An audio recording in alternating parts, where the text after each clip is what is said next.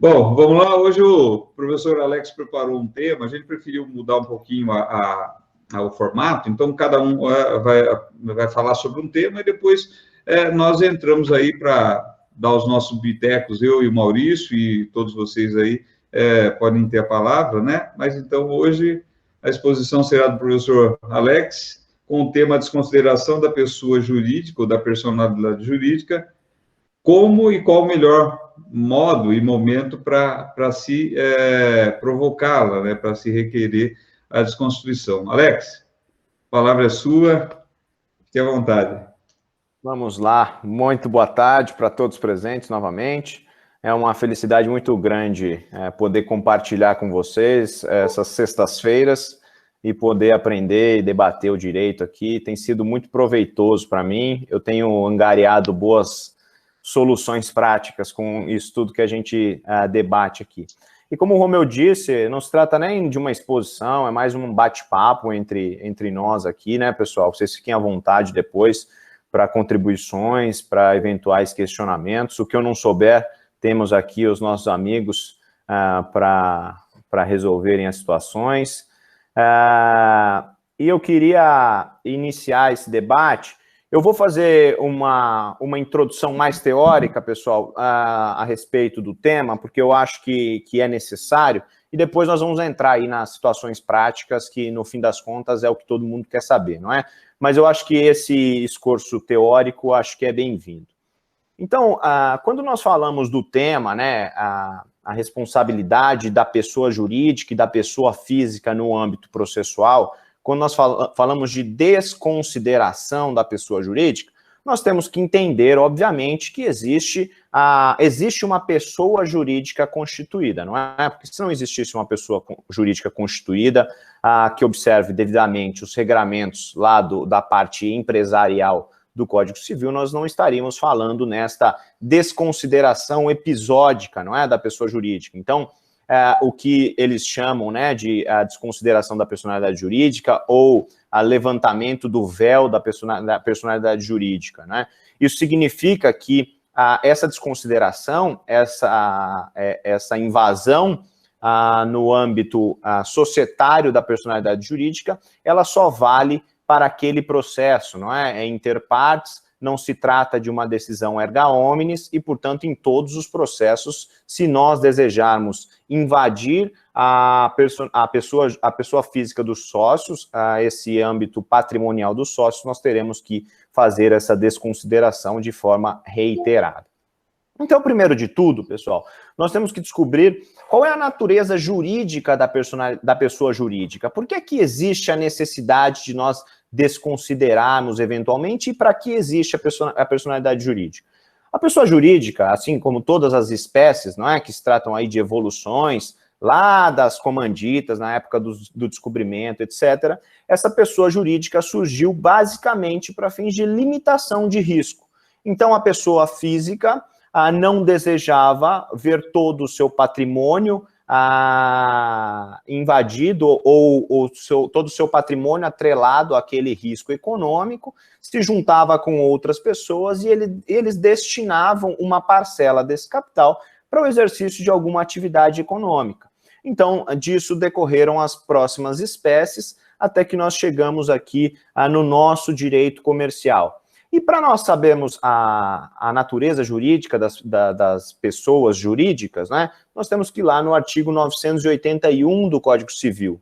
E lá no artigo 981 ele diz: celebram contrato de sociedade as pessoas que reciprocamente se obrigam a contribuir com bens ou serviços para o exercício de atividade econômica e a partilha entre si dos resultados. Então, vejam, a natureza jurídica da pessoa jurídica, da sociedade empresária, ela é de contrato. Ou seja, as partes interessadas, os sócios, eles firmam um contrato. E qual é, em última análise, o objetivo do contrato? O objetivo do contrato é estabelecer avenças, direitos e deveres, não é? No fim das contas, nós estamos lá estabelecendo no contrato uma limitação de responsabilidade. Então, o processo do trabalho e os operadores do direito, sobretudo os operadores do direito do trabalho, têm que entender e respeitar que existe um regramento empresarial e comercial que se destina à limitação dos riscos no exercício de uma atividade econômica. E com isso, nós descobrimos que não é toda e qualquer situação que deverá gerar a desconsideração da personalidade jurídica. É por isso, por exemplo, que grande parte das petições iniciais que são distribuídas na Justiça do Trabalho não tem boa aceitação ou não tem ali um mínimo de fundamento técnico para fins de desconsideração da personalidade jurídica. Porque se firmou, sobretudo na Justiça do Trabalho, de que todas as causas em que a sociedade empresária não for capaz de quitar as verbas trabalhistas, então os sócios serão automaticamente responsabilizados. E então os advogados passaram de forma acrítica a reproduzir esse dogma. E em todas as petições iniciais, basicamente, às vezes não existe nem fundamento. Existe lá, coloca-se a pessoa jurídica, colocam-se os sócios e pede-se a responsabilidade solidária ou às vezes subsidiária dos sócios. E nós temos que entender que não pode se dar desta maneira. E com base nisso tudo, então, a gente tem que entender que a desconsideração da personalidade jurídica, ela pode ocorrer de duas formas. Existem duas teorias que sustentam a desconsideração da personalidade jurídica. A primeira seria a desconsideração pela teoria maior, ou, para alguns, pela teoria subjetiva. É aquela possibilidade lá prevista no artigo 50, e agora a 49A também, do Código Civil, e lá nós temos todas as possibilidades e todos os requisitos para que a personalidade jurídica seja desconsiderada e então que nós possamos ingressar no patrimônio dos sócios. E ela é subjetiva porque lá nós temos hipóteses de fraude, de confusão patrimonial e diversas situações que, vejam, não decorrem do exercício regular da atividade empresária. Então, para a teoria maior do Código Civil, a desconsideração da personalidade jurídica, ela é extremamente excepcional, porque o Código Civil, ele possui como norte a observância da independência patrimonial e negocial da pessoa jurídica e da pessoa física. Contudo, com a edição do Código de Defesa do Consumidor, e nós sabemos, obviamente, que o Código de Defesa do Consumidor, ele se trata de uma norma mais protetiva, porque ele parte do pressuposto da desigualdade das partes, não é? Enquanto o Código Civil parte da presunção de igualdade entre os contratantes, no Código de Defesa do Consumidor a presunção é diversa. A parte consumidora, ela é hipossuficiente no aspecto técnico, e a parte fornecedora, ela é hipersuficiente, ou seja, é a parte mais forte. Então, como no âmbito da relação consumerista não é possível ao consumidor verificar a capacidade econômica do fornecedor, e não seria nem possivelmente exigível, não é, pessoal? Imaginem vocês que nós chegássemos, então, à situação de termos que, antes de consumir algum produto, analisar a situação econômica daquela empresa, verificar situações de protesto, situações societárias, etc., para só depois nós pudéssemos consumir esse produto sob pena de, em uma eventual responsabilização, nada recebermos. Isso não é exigível. Então, pela similaridade da disparidade da relação, assim como ocorre na relação de consumo, a relação de trabalho também ela é entendida como uma relação entre hipersuficiente e hipossuficiente, já que a parte do empregado, né, os empregados, eles são hipossuficientes no aspecto, na maior parte das vezes, hipossuficientes tecnicamente e também economicamente. Então, por uma questão analógica, principiológica e até de eticidade, a gente acaba importando as normas do Código de Defesa do Consumidor para aplicação no âmbito da Justiça do Trabalho. E nesse sentido, o artigo 28, parágrafo 5º, lá do Código de Defesa do Consumidor, ele traz a outra teoria da desconsideração da personalidade jurídica, que seria a teoria menor, ou a teoria objetiva. Ou seja, prega o parágrafo 5º do artigo 28, que sempre que uma pessoa jurídica for obstáculo à satisfação de uma pretensão de um consumidor, e aqui para nós aplicado, que a empresa se transforme em um obstáculo para a satisfação da verba trabalhista, então nós poderemos entrar no patrimônio dos sócios e então passar a execução do patrimônio dos sócios pela teoria menor. Então, a teoria maior é aquela lá do Código Civil, e aqui nós temos a teoria menor do Código de Defesa do Consumidor. E nós temos também, hoje está positivado, mas até então decorria de uma construção jurisprudencial, a teoria inversa da pessoa jurídica, da desconsideração inversa da personalidade jurídica, correto?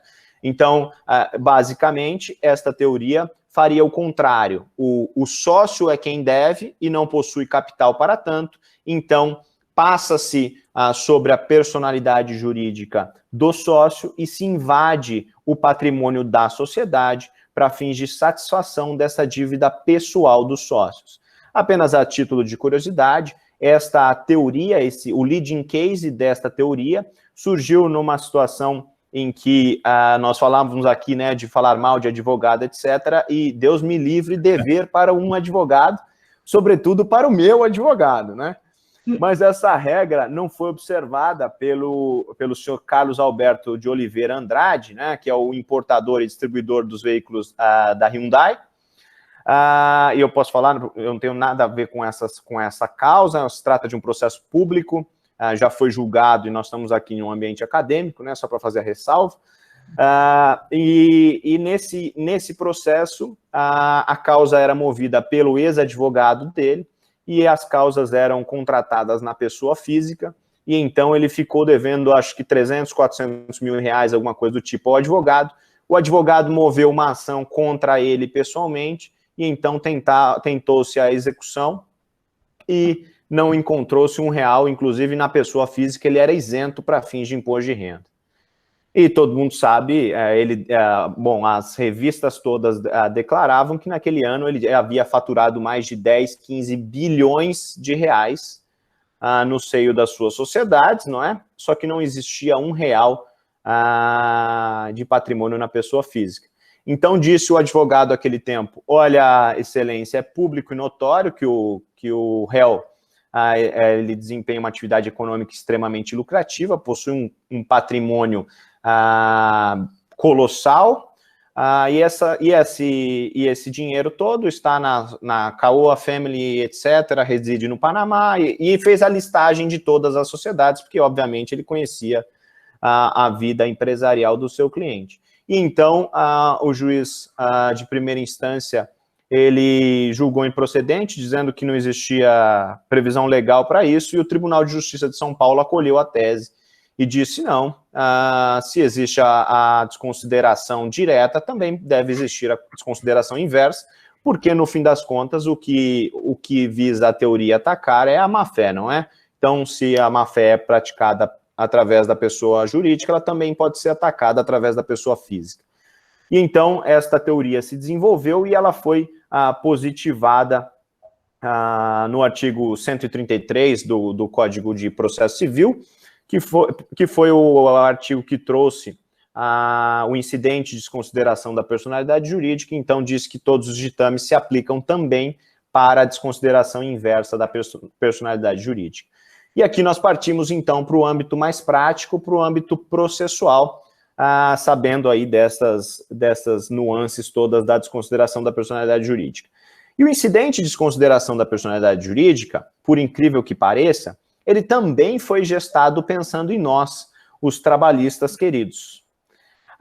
E isso foi dito pelo Fred Didier, né, que é um coautor do Código de Processo Civil de 2015, e eu me lembro de uma palestra dele, ele dizendo que a comissão toda pensou no incidente de desconsideração da personalidade jurídica, pensou na justiça do trabalho, pensou no âmbito do processo do trabalho, porque na visão deles ali estava existindo muito abuso, ou as desconsiderações estavam sendo automáticas e de uma forma atécnica, segundo essa visão civilista.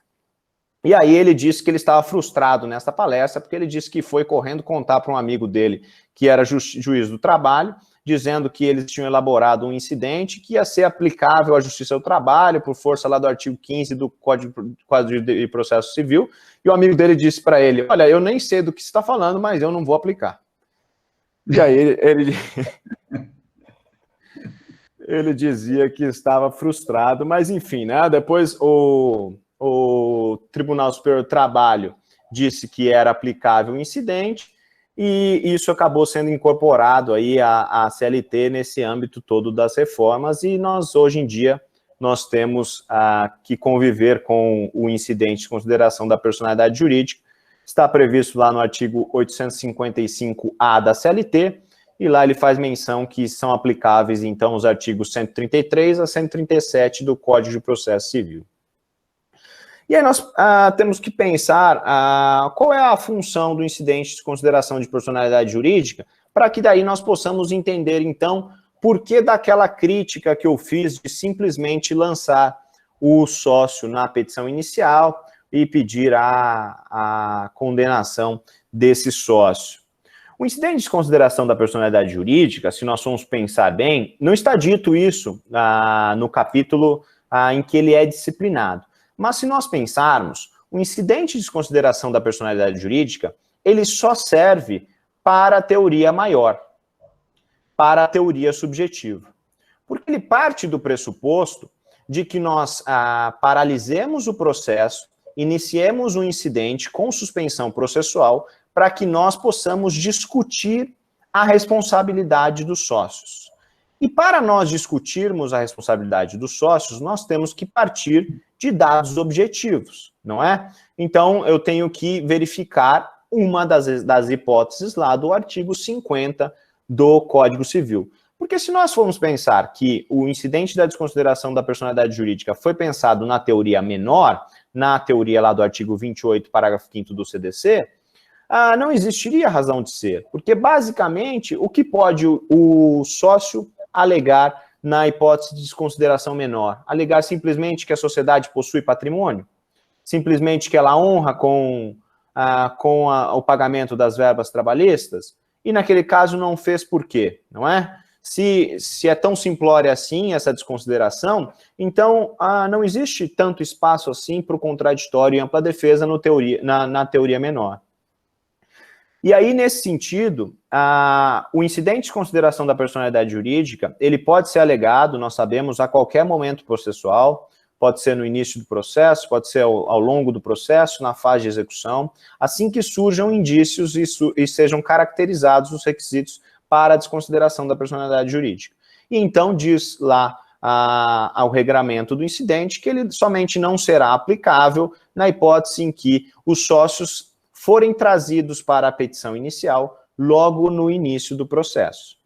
E aí, talvez, fazendo uma leitura acrítica deste dispositivo, talvez seja por isso que os advogados, então, têm trazido os sócios para o âmbito da petição inicial. Mas aqui, pessoal, nós temos que entender que, da mesma forma que o incidente de desconsideração ele somente surge e se faz necessário quando presentes requisitos que justifiquem a desconsideração da personalidade jurídica, da mesma forma deve ser a inclusão dos sócios logo na petição inicial. Então, ou seja, ou existem os requisitos para a desconsideração da personalidade jurídica já no início da fase de conhecimento, e então eu trago já na petição inicial dizendo, olha, excelência, nesse caso se faz necessária a desconsideração da personalidade jurídica já de início, porque existe confusão patrimonial, porque existe dilapidação, existe estão, entre aspas, né, pessoal, sangrando o caixa da pessoa jurídica e transferindo para os sócios, etc. Ou eu tenho esses elementos, ou não há motivos para eu trazer esse sócio na petição inicial. Do mesmo modo, ainda que eu entenda que eu posso presumir a desconsideração da personalidade jurídica, porque eu estou presumindo que a sociedade será um obstáculo e não terá condições de arcar com o pagamento das verbas trabalhistas na fase de execução, neste caso, ainda que eu deseje, como advogado, a desconsideração da personalidade jurídica já de início, de acordo com a teoria menor, lá do artigo 28, parágrafo 5º do CDC, então eu tenho que trazer para o âmbito da minha petição inicial justificativas efetivas de todos os outros processos, por exemplo, em que já houve a tentativa de execução e essa sociedade ela se impõe como um obstáculo para a quitação das verbas trabalhistas. Percebem? Então eu tenho que trazer elementos dizendo, excelência, olha, neste processo tentou-se a execução, fez-se Bacen, tentativa de penhora, Simba, seja lá o convênio que for, e não foi possível obter patrimônio em nome da pessoa jurídica. Lá já houve a desconsideração da personalidade jurídica, a tentativa de execução do patrimônio dos sócios, e nesse sentido, aí sim se justifica a inclusão dos sócios logo no início do processo e na petição inicial, no meu modo de ver, porque o artigo 137 do Código Civil diz que acolhida a fraude à execução, acolhida a desconsideração da personalidade jurídica, e lá ele fala por meio do incidente, mas também se aplica quando, obviamente, quando o sócio vem na petição inicial. Então, isso significa dizer que a partir daquele momento em que o juiz considera desconsiderada a personalidade jurídica, então qualquer alienação será ineficaz por intermédio do Instituto da Fraude à Execução. Então, no meu modo de ver, somente neste caso em que devidamente comprovada essa situação, ou pela teoria maior, lá pelo exercício de fraudes, ou pela teoria menor, em casos extremamente reiterados, em que a sociedade não arca com os seus deveres trabalhistas, então, assim justificaria a inclusão dos sócios na petição inicial. Nos demais casos, pessoal, eu sugiro, e como advogado, eu deixaria para iniciar essa tentativa de desconsideração da personalidade jurídica lá na fase de execução. É o momento em que já está consolidado o débito, já está consolidada a situação de inadimplemento, e mais, nós não geramos confusões entre os assuntos, percebem? Porque na fase de instrução, então, ela é paralisada para que nós entremos nesta discussão de desconsideração da personalidade jurídica. Isso toma tempo, isso pode ser necessário até a realização de perícia contábil, de provas testemunhais, etc.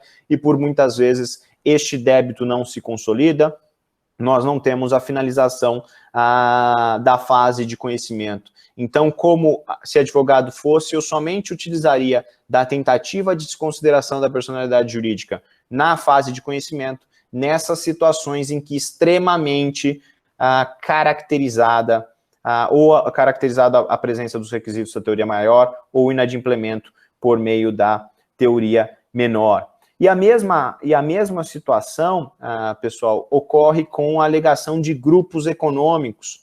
Por muitas vezes as petições iniciais trazem lá, deseja-se a condenação solidária da empresa XYZ, porque compõem o mesmo grupo econômico, ou dos sócios XYZ, porque integram o grupo econômico, ou as empresas possuem identidade de sócio.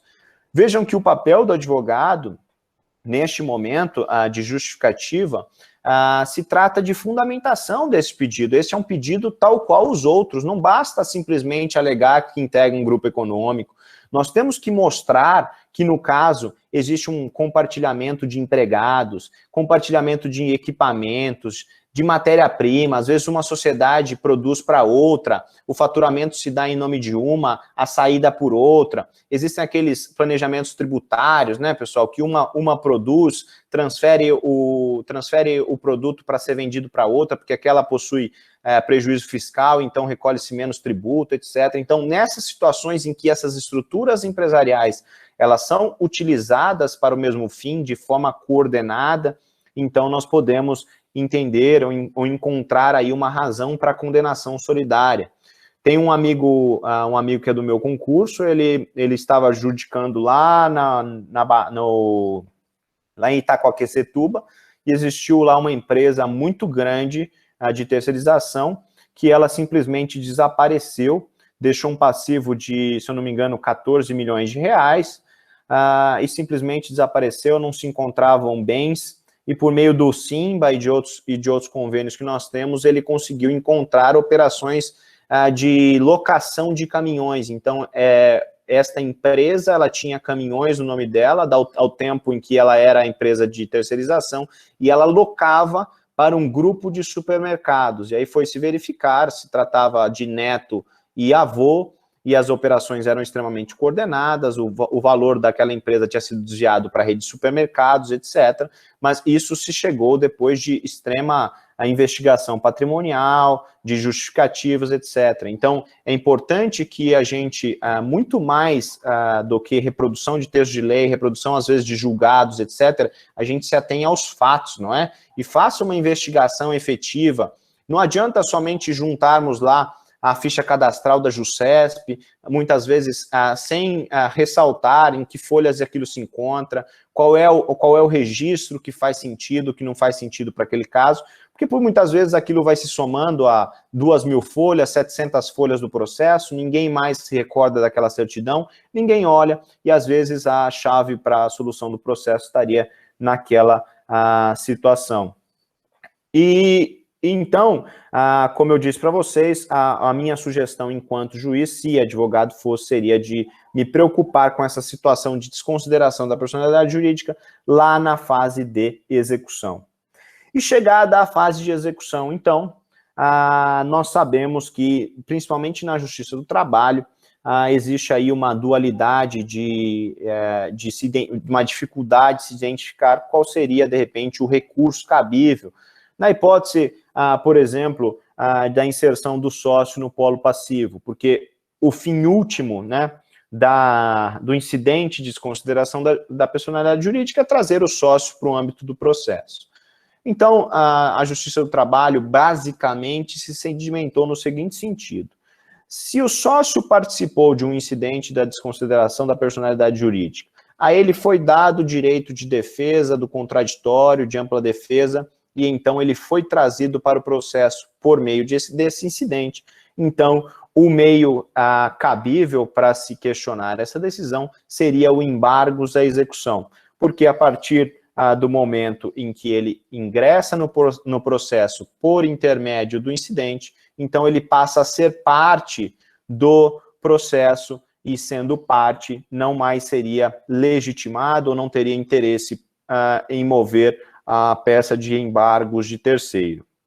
De outra sorte, pessoal, lá no artigo 674, inciso 3 do Código de Processo Civil, ele diz que o sócio que for integrado ao processo, mas que não tiver sido parte de um incidente de desconsideração da personalidade jurídica, então vamos imaginar, o juiz simplesmente incluiu o seu cliente, ou não admitiu o incidente de desconsideração da personalidade jurídica e o seu cliente foi trazido automaticamente para o processo. Então, neste caso, a medida cabível pelo Código de Processo Civil seria o embargos de terceiro, porque ele equipara a terceiro essa pessoa que não teve oportunidade de defesa prévia antes de integrar o processo. E qual é a vantagem, qual é a diferença entre eu mover o embargo de terceiro e o embargo à execução? Perguntaria. A diferença, pessoal, é que na Justiça do Trabalho a gente sabe que os embargos à execução, eles devem ser garantidos, não é? Eles só são admitidos, destrancados para fins de análise, quando garantida a execução. E na maior parte das vezes, quando nós chegamos para a tentativa de execução do patrimônio dos sócios, é porque essa execução ela já soma uma quantia considerável e claramente não foram encontrados bens no âmbito da pessoa jurídica, não é? Então, neste caso, seria muito difícil de nós pensarmos em uma garantia da execução, porque teria que o próprio sócio garantir essa execução por meio de bens, de próprio dinheiro, ou mesmo de um seguro-fiança, de repente, né, que agora está sendo admitido. Então, a diferença seria exatamente essa.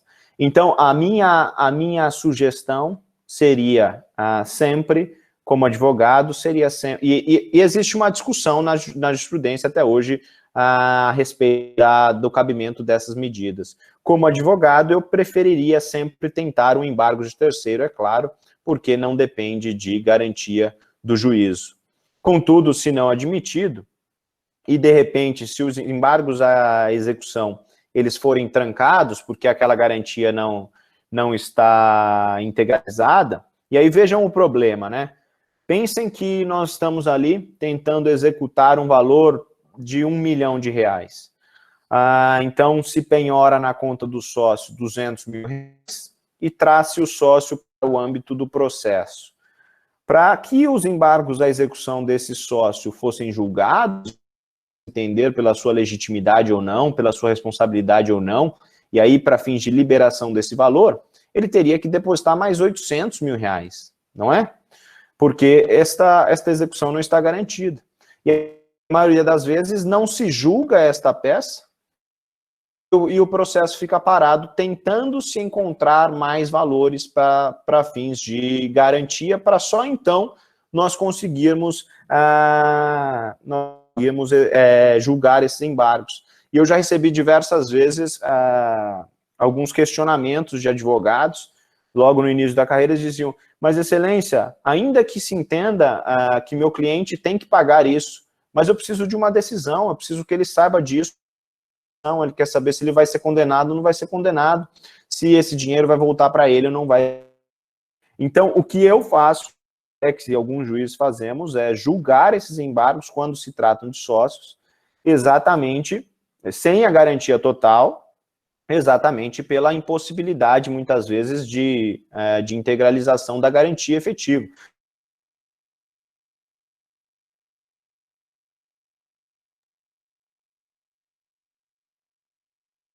Deve responder, e este valor for incontroverso, então nós já podemos liberar esse valor para o próprio exequente. E de outra forma o processo não fica parado. Então, de repente, e eu tenho visto algumas turmas nos tribunais admitindo mandado de segurança quando o juiz não admite o julgamento, entende que os embargos ficarão trancados, aguardando a garantia do juízo. Eu sei que não seria a medida mais técnica, porque efetivamente se a lei diz que os embargos possuem como requisito de admissibilidade a garantia do juízo, então a parte não teria direito líquido e certo a ver analisado a sua defesa sem que cumprido aquele requisito de admissibilidade. Mas por um juízo excepcional, de equidade, se tem admitido isso. Então é por isso que eu insisto bastante na questão dos embargos de terceiro, porque eles são, às vezes, se tratam da peça mais efetiva em termos de defesa do sócio, embora muitas vezes ele não seja admitido, não é? E por fim, pessoal, para a defesa dos sócios, né, que são inseridos, e nisso que eu disse, se aplica tanto para o sócio atual como o retirante, não é? O sócio retirante é aquele que, ao longo da relação, ele saiu da sociedade, então ele deixou a sociedade, e aí é importante que vocês, como advogados, né, na área consultiva, quando vão subscrever, por exemplo, um contrato, um distrato de sociedade, uma alteração contratual em que saia um sócio, é importante levar isso a registro o mais rápido possível na junta comercial, porque o artigo 1032 lá do Código Civil e todo o regramento empresarial do Código Civil, ele limita a responsabilidade a 2 anos do sócio retirante a partir do momento em que averbada a sua saída na junta comercial. Isso, é claro, né, para fins de publicidade a terceiros. Então, orientem seus clientes para que façam esse registro o mais rápido possível. Então, esse regramento dos embargos de terceiro, embargos à execução, eles se aplicam tanto a um quanto ao outro. É certo que ao sócio retirante, por muitas das vezes, ele não participará da desconsideração da personalidade jurídica, porque a maioria entende que ele se trata de um terceiro de ordem e possui uma relação de subsidiariedade e solidariedade com o sócio e não com a sociedade. Então, muita gente acaba inserindo esses sócios retirantes sem o incidente de desconsideração da personalidade jurídica. E isso é bom para quem advoga para esses sócios retirantes, é claro, porque aí fica mais clara ainda a hipótese de utilização dos embargos de terceiro sem garantia do juízo. E, por fim, temos também um instrumento, né, para a defesa desse pessoal todo que acaba sendo subsidiariamente responsabilizado, que seria a exceção de pré-executividade, ou para a boa parte da doutrina, né, entende que o nome correto seria objeção de pré-executividade, isso porque neste instrumento somente são tratadas matérias que são possíveis de cognição de ofício, né, de conhecimento de ofício pelo juiz. E então, a doutrina acaba dividindo objeções daquelas matérias em que são possíveis de análise de ofício e exceções, como, por exemplo, exceção de incompetência territorial, esse tipo de coisa, que depende de alegação da parte. Então, seriam exceções absolutas e exceções relativas, e a doutrina acaba citando como objeções essas exceções absolutas. Ou como disse o professor Marcato certa vez, ele disse que, olha, pessoal, a matéria que é possível de conhecer por meio de exceção de pré-executividade é aquela em que um fulano, certa hora do dia, pega o telefone, telefona para o fórum e diz para o juiz, olha, excelência, a citação é inválida, e bate o telefone, e você não sabe quem telefonou, mas você pode conhecer daquela matéria, mesmo sem alegação das partes e mesmo sem identificação, né? Então, é possível de conhecer de ofício desta matéria. E aí nós podemos lá nos valermos do artigo 803, parágrafo único, do Código de Processo Civil, e lá no artigo 803, ele diz... deixa eu só abrir aqui, pessoal. No 803, ele diz a respeito da nulidade de execução. Ele está ali no capítulo das espécies de execuções e das disposições gerais, não é? E então, ele diz ali a respeito das nulidades. E então, quando o título extrajudicial não corresponde com a obrigação certa líquida exigível, o executado não for regularmente citado, for instaurada antes de se verificar a condição onde ocorrer o termo, e várias outras situações que sejam possíveis de conhecimento de ofício, não é, pessoal? Então, aqui o próprio parágrafo único, ele diz que a nulidade de que cuida este artigo, ela será pronunciada pelo juiz de ofício a requerimento da parte, independentemente de embargos à execução. Então, quando ele diz independentemente de embargos à execução, ele está a se referir a qualquer petição, a qualquer instrumento, e esta qualquer petição se deu o nome, né, de exceção de pré-executividade, embora não prevista em lei. Isso se trata de uma construção doutrinária e jurisprudencial posteriormente. Então, nós podemos também usar a exceção de pré-executividade sempre que o seu sócio, sempre que aquela execução padecer de algum vício, de alguma nulidade absoluta. Então, de início, para a nossa discussão, era isso mais ou menos que eu tinha a ponderar, Romeu, professor Maurício.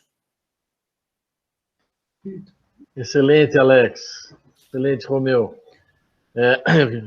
Acho que foi super oportuna a tua exposição, porque realmente é um tema bastante atual, né, e que sofreu mudanças bastante significativas. E aqui eu gostaria de complementar apenas algumas questões e depois devolver uma pergunta a você, mas me aprofundar um pouquinho mais a respeito desse novo artigo, que é o artigo 10A da CLT, né? Que foi uma modificação trazida pela reforma trabalhista e que, na minha opinião, foi muito bem-vinda, porque, de fato, veio coibir uma série de injustiças que aconteciam, né? e que por acabava por desestimular o ingresso de pessoas em sociedades e, com isso, também, de alguma forma, desestimulava o empreendedorismo, né? Na verdade, era muito comum, antes da existência desse artigo 10A, que sócios retirantes da sociedade, já há diversos anos fora dessa sociedade, acabassem se deparar um determinado dia com uma notícia do seu gerente de banco informando que a sua conta estava bloqueada. Mas por qual motivo? Não, foi uma ordem judicial que veio, uma determinação judicial. E aí o advogado desse ex-sócio tinha que correr atrás para descobrir qual era a origem desse bloqueio, a que processo referia, E não era incomum acontecer, por exemplo, de ex-sócios que há mais de 10 anos já estavam fora da sociedade, que naquele momento, por conta da quebra daquela sociedade, por não se encontrar bens na pessoa jurídica ou na pessoa física dos sócios atuais, acabasse aquela execução redundando e caindo no colo daquele sócio retirante. A grande verdade é que não havia um regramento que estipulasse um limite para esse tipo de execução. E eu me recordo à época, Alex, que era muito interessante, porque eu já, falando sobre a peça processual, né, sobre o expediente processual com o qual eu defendia clientes em situações como essa, eu já opus embargos de terceiro, eu já opus embargos à execução, eu já opus exceção de pré-executividade, ou eu simplesmente não nominei a petição, eu fiz um requerimento de liberação, e as mais diversas decisões ocorreram. Me recordo que uma vez eu atravessei, eu acho que eu pus uma exceção de pré-executividade, e o juiz recepcionou essa petição como embargos à execução, e o julgou improcedente porque não estava garantida totalmente a execução. Ou seja, era uma verdadeira parafernália, né?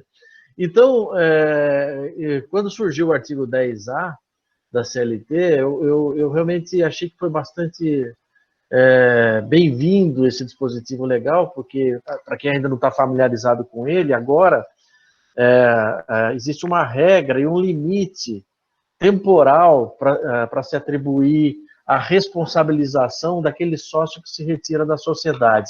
Muito parecido com o que já existe no artigo 1003 do Código Civil, né? O artigo 1003 do Código Civil diz que as dívidas societárias serão respondidas solidariamente pelo sócio que se retirou da sociedade até 2 anos contados da data da verbação de sua retirada. Pois o artigo 10A da CLT foi até bem mais além do que isso. Ele estabeleceu o seguinte, que o sócio retirante da sociedade responde subsidiariamente pelas dívidas trabalhistas, respondendo primeiro a sociedade, em segundo lugar os sócios atuais, e somente se buscado bens dessas duas primeiras hipóteses não se encontrar, somente aí sim busca-se os bens da pessoa do sócio retirante e até o limite de 2 anos contados da data da verbação de sua retirada da sociedade. Claro, desde que a sua retirada da sociedade não tenha sido um ato fraudulento, né? Mas, de qualquer forma, isso ofereceu uma certa segurança jurídica. É possível que o empresário, quando se retira de uma sociedade, que ele possa fazer um provisionamento de quanto tempo ele terá de risco, né, de ter que responder por dívidas trabalhistas relacionadas a esse caso. Outra reforma bem mais recente até do que a própria reforma trabalhista foi a Lei da Liberdade Econômica, né, Alex e Romeu, que modificou lá o 49A e o 50 do Código Civil, que me parece deixou um pouco mais difícil a desconsideração a caracterização da desconsideração da personalidade jurídica, né? Mas, feitas essas considerações, aliás, achei muito interessante você abordar também a questão da teoria inversa da desconsideração da personalidade jurídica, porque também é uma modalidade de fraude, né? Ou seja, na verdade, a pessoa jurídica é a pessoa física que protege a pessoa jurídica, há uma certa inversão. Mas eu queria devolver para você o seguinte questionamento. Você coloca que, de fato, não parece ser uma postura adequada como padrão para o advogado trabalhista na petição inicial já incluir a pessoa física do sócio sem um motivo aparente, né? Sem um motivo aparente de insolvência da pessoa jurídica e coisas como tal. Ao advogado do réu, da reclamada, cabe simplesmente apresentar na sua defesa a inadequação da inclusão no polo passivo daquela reclamação trabalhista da pessoa física dos sócios ou até mesmo de empresas coligadas à reclamada, né? É muito comum, às vezes o advogado do reclamante coloca diversas empresas do grupo e tal. O que eu queria perguntar a você é o seguinte, você vê um ato de insegurança por parte do advogado da reclamada, ele se defender dessa inclusão exacerbada, vamos chamar assim, de figuras do polo passivo da reclamação trabalhista, sem o comparecimento pessoal de cada uma delas? Por exemplo, imagine que a pessoa jurídica em questão tenha 4 sócios e o reclamante inclua no polo passivo, já na petição inicial, a pessoa jurídica e os 4 sócios. Você entende ser absolutamente necessário o comparecimento em audiência dessas 5 pessoas, uma jurídica e 4 físicas, para se defender? Eu me refiro ao eventual risco de revelia. Naturalmente, quando não há uma justificativa legal para indicação, ou aparente para indicação dessas pessoas no polo passivo da demanda. Então, eu queria, mais uma vez, parabenizar a sua exposição e espero não estar te devolvendo uma bucha de canhão para ser respondida. Imagina, grande abraço, Alex. Eu que agradeço, Maurício, colabora demais. Eu acho perfeitas as suas considerações. O que eu me preocupei em fazer essa introdução mais empresarial, né, ligada lá à natureza jurídica, da personalidade jurídica, esse tipo de coisa, porque eu acho que os ramos do direito, eles têm muito mais que se complementar do que se excluir, não é? Então, o ramo da justiça do trabalho, do direito do trabalho, não pode desconsiderar simplesmente o direito empresarial que transmite uma legítima expectativa para a sociedade e para aqueles que desejam empreender, de que o risco que ele corre é aquele estabelecido no contrato social, a não ser que ele cometa fraude, a não ser que ele faça essas hipóteses todas aí de trapaça mesmo, né, de atos não desejáveis. Então, eu acho que a gente tem que entender esse lado. É claro que nós buscamos aqui a satisfação do direito do trabalhador e nós sabemos que, ao final, se não houver essa satisfação, nós vamos desconsiderar a personalidade jurídica pelo 28, etc. Mas nós temos que entender aqui que a intenção de todo empresário, de todo aquele que inicia uma atividade econômica, não é inadimplir, não é quebrar a sociedade. É para isso que existe o direito falimentar, é de tentar uma forma racional de extinção das obrigações e extinção da própria sociedade. Então, não é todo empresário que não paga o empregado que está agindo de má fé, não é? Às vezes o ramo não deu certo, a atividade não deu certo, etc. E eu vejo com bons olhos também este artigo 10 da CLT. É certo que a sua justificativa, eu lembro, na época da reforma trabalhista, então, deputado, né, o Rogério Marinho, ele disse que não era possível que uma pessoa que tivesse saído há longo tempo da sociedade fosse comprar um picolé na praia e então descobrisse que o seu cartão estava sem fundo ou sua conta havia sido bloqueada. E é mais ou menos nessa linha, né? Às vezes a pessoa não se recordava mesmo. Eu conheço pessoas que foram incluídas em processos em sociedades que eles tinham saído há mais de 10 anos, há mais de 15 anos, por exemplo. E eu acho que isso não é leal, né? Porque se a gente tem todo um regramento, principalmente, por exemplo, de prescrição bienal, em que nós consideramos que em 2 anos, se a pessoa não ajuizar a ação trabalhista, aquilo está prescrito, porque o devedor não pode ficar com a espada da justiça sempre sobre os seus ombros, então por que é que nós vamos admitir que uma pessoa que saiu há 15 anos, que não tem qualquer influência na sociedade, nem condições de mudar o rumo da sociedade, possa responder por aquilo, não é? E o que acontecia na prática, muitas vezes, é que os sócios que ficaram, às vezes até agiam por vingança, por exemplo. Então, em algumas situações, eles deixavam de honrar com os débitos simplesmente para atacar aquela pessoa que saiu, às vezes porque houve ali, né, uma quebra do affectio societatis, houve algum tipo de contrariedade, e essa pessoa se via de mãos atadas, porque não está mais na sociedade, não tem como influir naquilo, e os atuais sócios simplesmente deixam a coisa degringolar para atingir aquela pessoa. Então, eu acho que ela é de bom grado, esse artigo 10, que diz, né, que a ação terá que ser ajuizada em até 2 anos, a partir da averbação na junta comercial. E antes, como nós nos valíamos apenas dos regramentos do Código Civil, existia uma discussão doutrinária.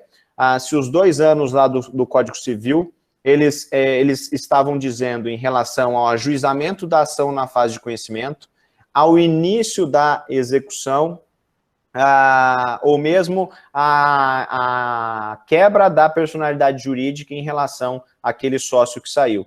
E aí é claro que, assim, em termos lógicos, era muito difícil de pensar que em 2 anos nós chegaríamos, né, na maioria das ações, em uma quebra de personalidade jurídica ou mesmo na fase de execução. Então, mais ou menos o que prevalecia era do ajuizamento da ação, e agora está claro isso no artigo 10.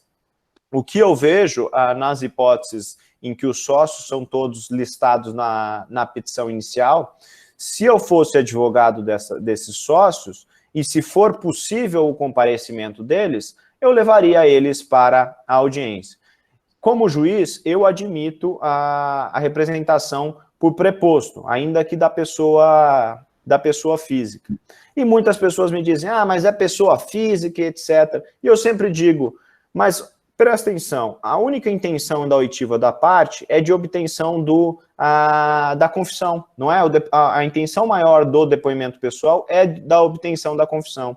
Se essa pessoa entende que o preposto ele é suficiente para representar os seus interesses, a confissão eventualmente prestada por esta pessoa vai recair contra o próprio sócio. Então, eu tenho admitido, e acho que a maioria dos colegas tem admitido prepostos para essas situações.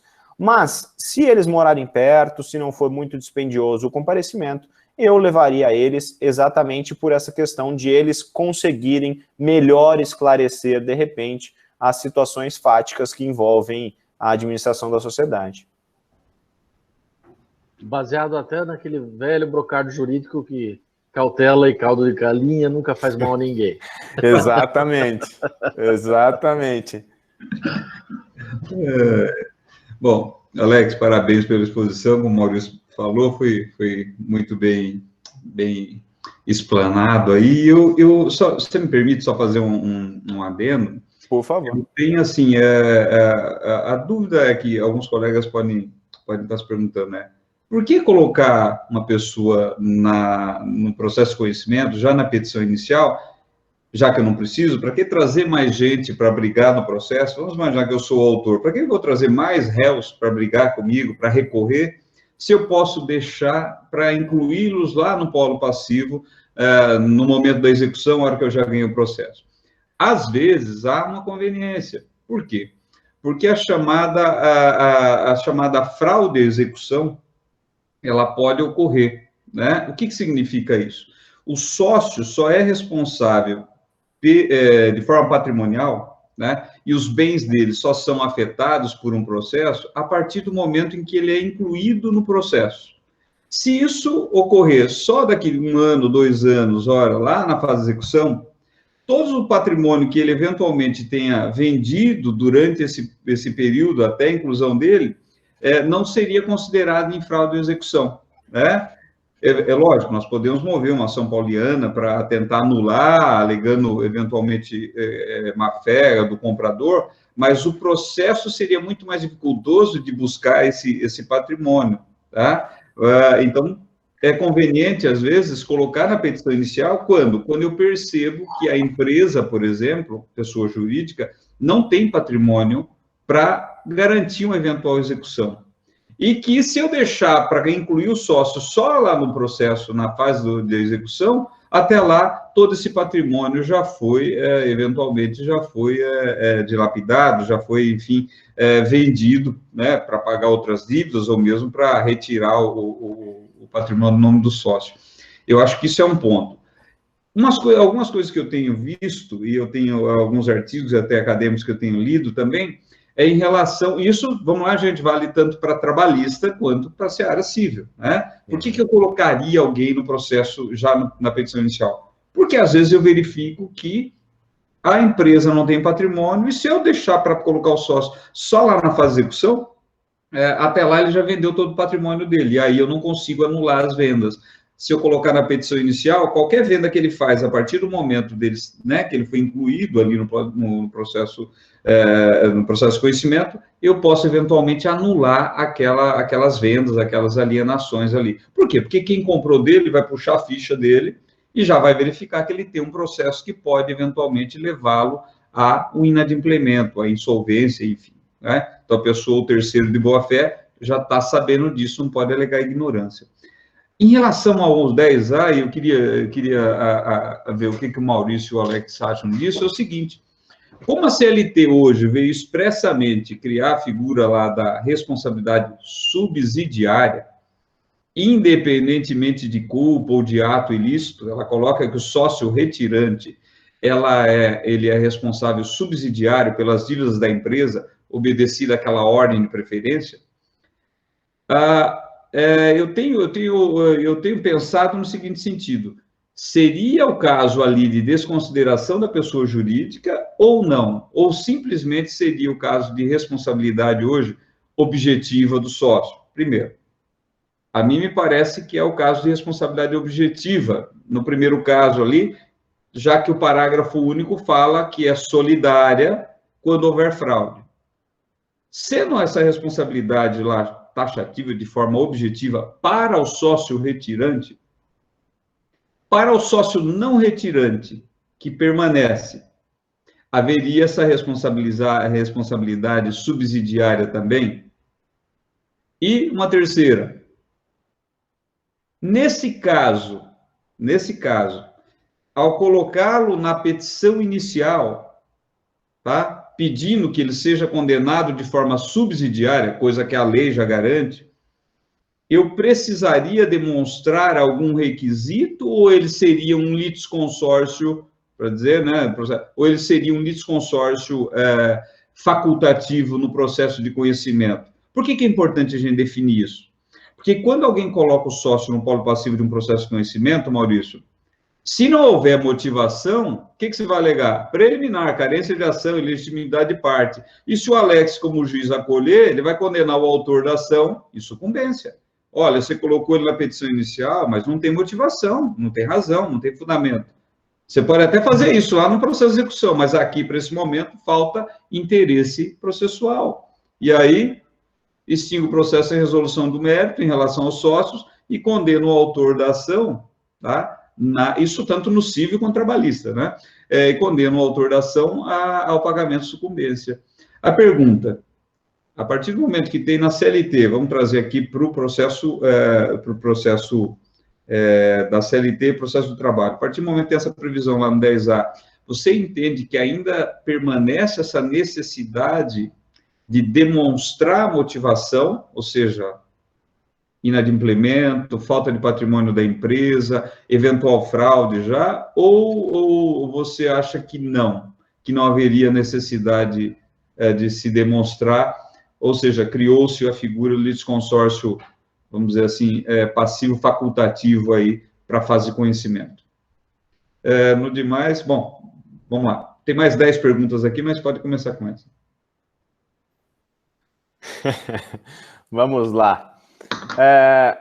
O meu modo... Não sei se você pensou nisso, que a gente não tinha conversado, mas é que... Não, a gente pensa junto, Romeu. Eu acho que as situações mais, de repente, mais criativas surgem assim no inesperado, né?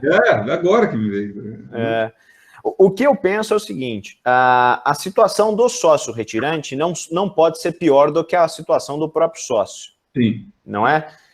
Então, no meu modo de ver, a responsabilidade do sócio retirante, ela é sempre subsidiária à do próprio sócio. Ou seja, a situação do retirante é melhor do que a do sócio, que continuou a gestão da sociedade e oferindo os ônus e bônus da própria atividade empresarial. Então, é por isso que o meu modo de ver é a inclusão do sócio retirante no polo nunca dependerá de desconsideração da personalidade jurídica, porque para chegar no sócio retirante, eu já tenho que ter chegado nos próprios sócios. Então, se eu já cheguei nos próprios sócios, eu já fiz essa desconsideração da personalidade jurídica antes de pensar no sócio retirante. Porque, no meu modo de ver, se a sociedade do sócio retirante ela é subsidiária em relação aos sócios, os sócios têm que ser insolventes, não é? Então, eu tenho essa ordem, essa escada de investigação patrimonial, em que eu inicio pela sociedade, pela pessoa jurídica, não sendo possível e diante dos requisitos da desconsideração da personalidade jurídica, então eu tento a satisfação no patrimônio dos sócios, e uma vez não verificado o patrimônio dos sócios, então eu vou para o sócio retirante. E aí, nesse sentido, é que eu penso que, se não existentes os requisitos para a desconsideração da personalidade jurídica e já a demonstração de que nem a sociedade e nem os sócios possuem condições de arcar com o resultado útil do processo ao final, então a parte não tem interesse na inclusão do sócio retirante, exatamente pelo trinômio lá, né, do interesse processual, necessidade, utilidade e adequação, porque nesse sentido a via não é adequada, não é? Porque antes eu teria que promover a desconsideração da personalidade jurídica, buscar a satisfação no patrimônio dos sócios e depois do sócio retirante. Então, eu excluiria, se não demonstrados esses requisitos, sem resolução de mérito, né, e depois inclusão no momento oportuno, se fosse o caso. Perfeito. Então, você entende que não é aí não é um litisconsórcio, vamos lá, facultativo, né? Passivo. Eu entendo que não, porque no meu modo de ver não é opção da parte, porque Perfeito. Se o direito prega que existe essa divisão patrimonial, né, então ele tem que observar isso tudo, porque ele firmou um contrato com a pessoa jurídica, não com sócios e não com sócio retirante. Eu digo isso por quê? Porque é diferente. Se a lei, por exemplo, nos casos que a lei diz, fulano é solidariamente responsável, aí você teria um litisconsórcio facultativo. Quando a lei usa a figura da subsidiariedade, embora não exista isso, vamos dizer, a subsidiariedade nada mais é do que a solidariedade com a reserva da ordem, Sim. Mas ela, ao dizer isso, ela criou a figura da subsidiariedade e a coerência do sistema, me parece também, ela leva a esse raciocínio que você montou aí. Quer dizer, para isso eu teria que desconsiderar em relação aos sócios que estão lá. Mas para fazer todo esse procedimento e justificar a entrada do sócio retirante no polo passivo, nós teríamos que fazer todo um procedimento de análise de culpa, vamos dizer assim, ou de, pelo menos, de inadimplência ou insolvência dos demais sócios. Mas eu estou com isso na cabeça, a gente estava conversando e eu estava futucando aqui, eu falei, assim, estou montando ainda, a gente está montando ainda, né? Mas agora que você falou, eu também acho que a coerência do sistema nos leva a impedir a simples colocação, porque a colocação motivada, aí você vai analisar, né? Olha, né? Mas a simples colocação lá por conta da lei atribuir a ele uma responsabilidade subsidiária me parece muita leviandade.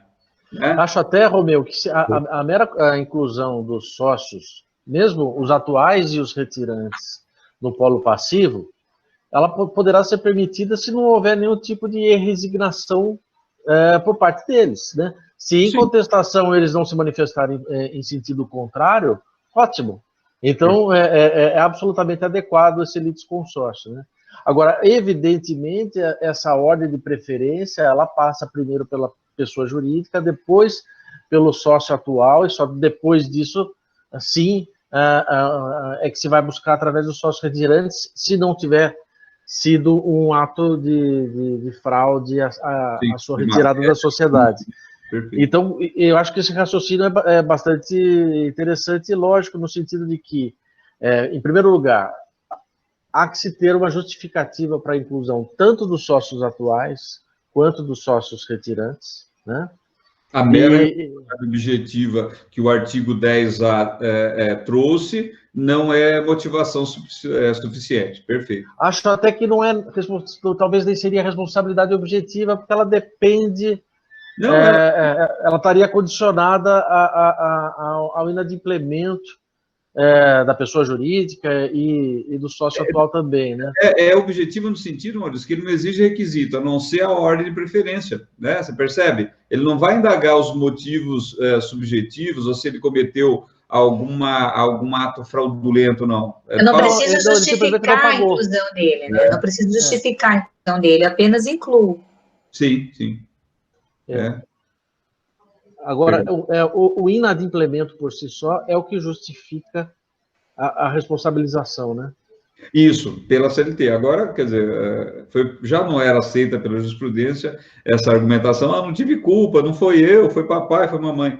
Agora, mais ainda, né, é diferente no cível, isso na trabalhista, né? É diferente no cível, aonde a responsabilidade dos sócios, agora mais forte ainda por conta do 49A, que veio trazer aí o reforço da Lei da Liberdade Econômica, que só atribui responsabilidade aos sócios quando houver abuso de direito, né, ou abuso da personalidade jurídica, tá? Isso também lá no Código Tributário, também ele reforça esse entendimento também, no sentido, só se houver abuso, ou nos casos em que a lei diz que é solidária, aí tudo bem.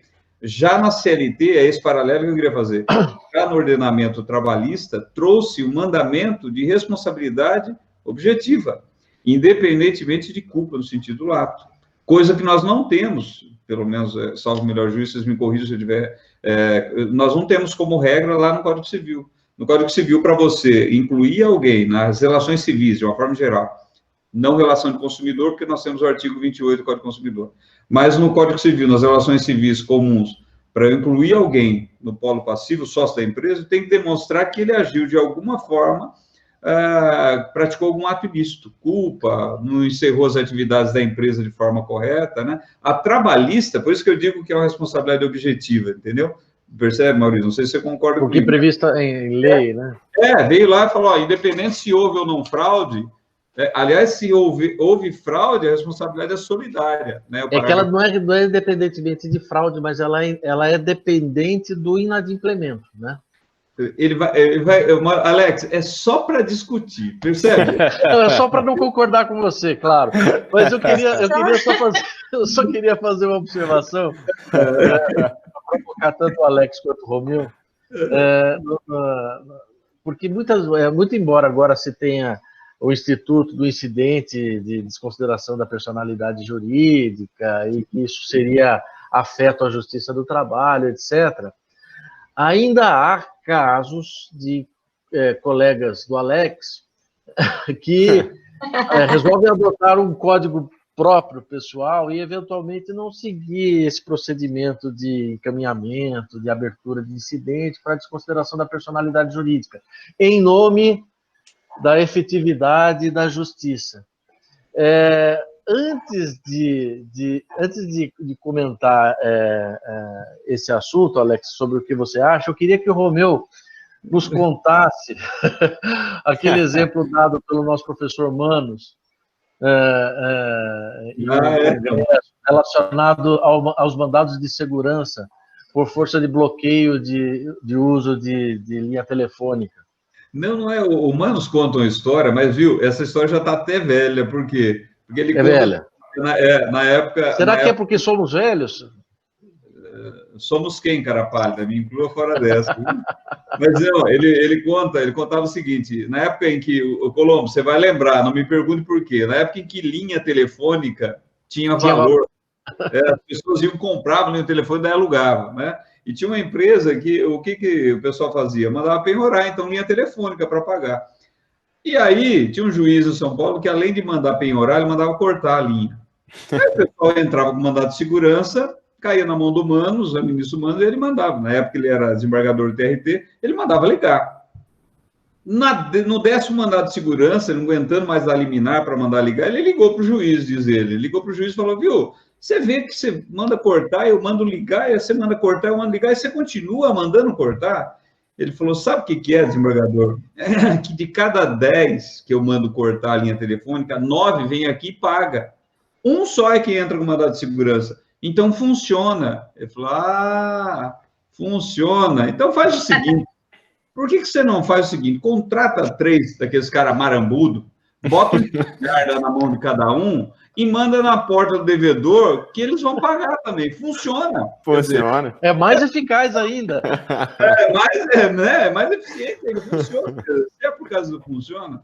Mas a gente sabe que a vida prática do judiciário, às vezes, ele é frustrante, né? Imagina o juiz mandar lá, dar a sentença bonitinha, e depois, que chega na hora da efetivação daquilo, ele não consegue dar o bem da vida, como se diz, né?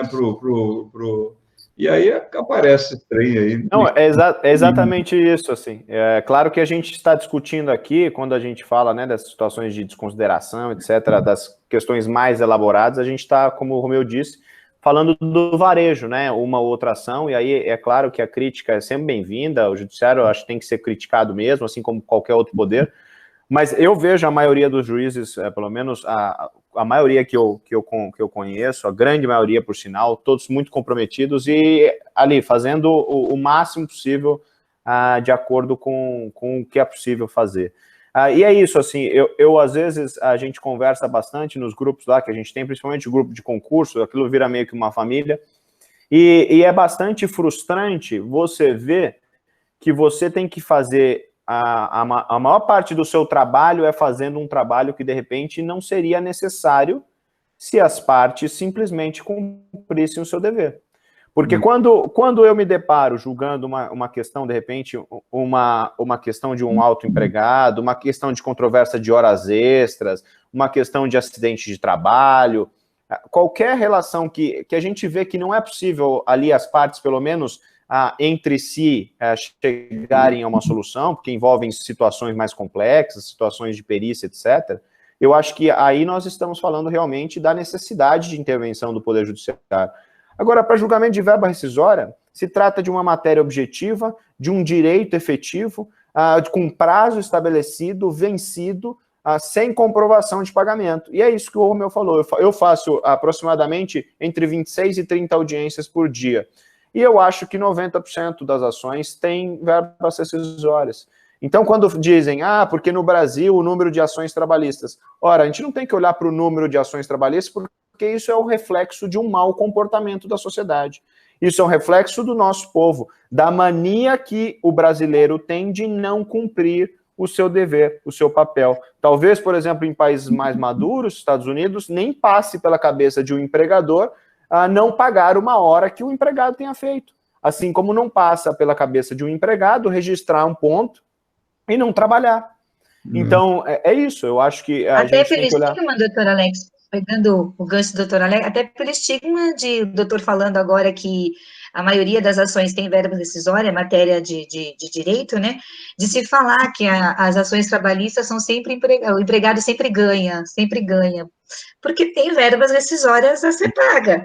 Então, pois é, não tem como ser improcedente, não é? Se não ele existe sempre ganha, o trabalhador pagamento, sempre ganha. Exatamente. Eu lembro quando eu estava lá na ENAMAT, na Escola Nacional, lá em Brasília, no início da carreira, o pessoal do CNJ, eles foram apresentar os números e, de uma forma ou de outra, eles apresentavam dizendo que a Justiça Federal, por exemplo, era mais efetiva do que a Justiça do Trabalho, porque julgavam mais processos. E a gente disse, mas presta atenção, num processo civil existe um pedido, quando muito dois, dano material, dano moral.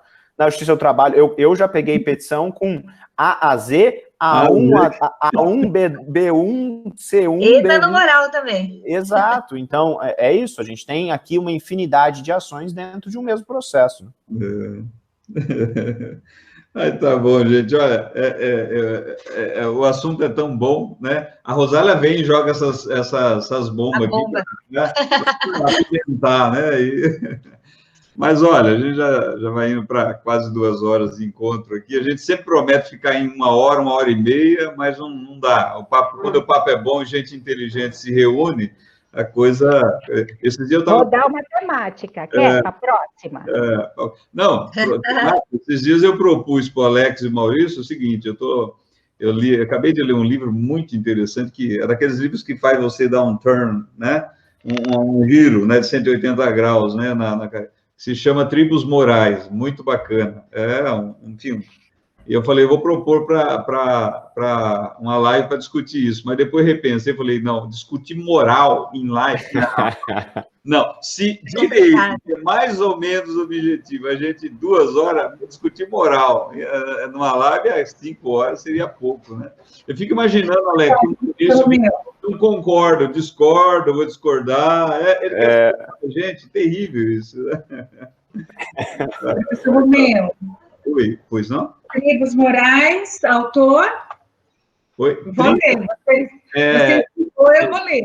É Joshua Green, o nome dele. Tribos Morais, o dilema do senso comum. A tragédia moral do senso comum. Do Joshua Green. Muito, muito bacana. É um daqueles livros que você lê e ele, enfim, bota você para repensar e pensar todos os seus conceitos e preconceitos. Escancar os preconceitos da gente faz a gente repensar os conceitos da gente também. Mas, eu gente, queria propor um tema aí para a prova. Oi, fale, Rosário. Pois não, qual? Então, uma coisa que eu estou me deparando com algumas questões, não do pós, mas do preventivo, entendeu? Assim, pensar no dia de trabalho como uma construção de modificação da sociedade, entendeu? Para a gente, cada um fazer dentro do seu papel alguma coisa que saia do processo e que seja a ponta para o Alex, de implementação de políticas dentro das empresas. Então, políticas de compliance em direito do trabalho.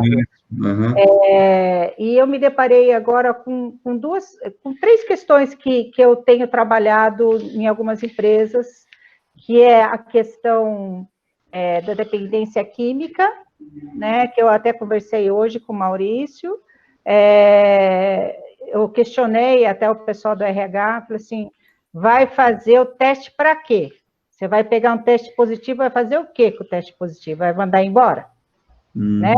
Então, qual é o fundamento? Se não for para ajudar, por que você vai fazer? Para punir? Então, assim, como fazer algumas políticas? E o Maurício até estava falando de algumas empresas que têm algumas políticas interessantes. Outras políticas de inclusão, por exemplo, a questão do racismo estrutural, de você fazer ações dentro das empresas, como tem um manifesto antirracista, em que você faz um posicionamento dentro da empresa para que ela passe a adotar a contratação de pessoas negras nessa situação. Questão da inclusão também do LGBTQI+.